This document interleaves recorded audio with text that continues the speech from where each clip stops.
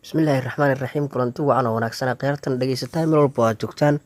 Waxaad ku soo dhawaataan warbixin cusub oo aanu kaga hadli doono wararka guud ee kooxda Barcelona ee suuqa kala iibsiga, iyadoo aanu soo koobi doono sidoo kalena aanu soo qaadan doono qodobada ku aadan xidigaha kooxda Barcelona iyo wax walba oo ku soo kordha kooxda.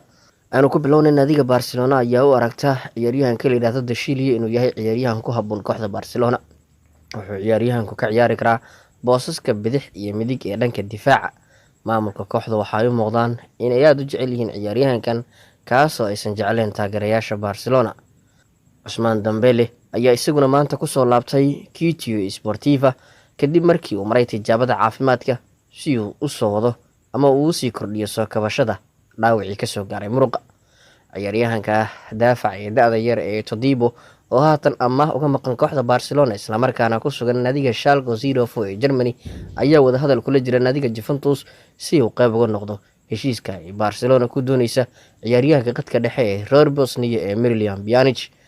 Laporte waa ninka la yiraahdo Laporta waxa uu u tartamaya xilka madaxweyne ee Barcelona, waxaana uu yiri waxaan jeclaan lahaa inaan Guardiola ku soo celiyo Camp Nou, sidoo kalena uu soo celiyo madaxweynihii hore ee Barcelona. Thierry Henry, ciyaartoy kasta oo dunida ku sugan waxa uu ku jiraa hooska Lionel Messi. Haddii aad rabto inaad ka baxdo hooska Messi, waa inaad isku daydaa qaybaha kale ee sportiska.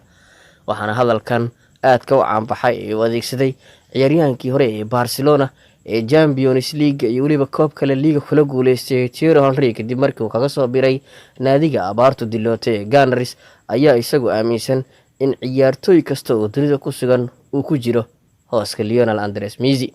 Waxaana uu ugu baaqay ciyaaryahan kasta ee doonaya inuu ka baxo hooska Messi inuu isku dayo inuu ka ciyaaro qaybaha kale ee isboortiga, islamarkaana aanu isku soo ceebin kubadda cagta.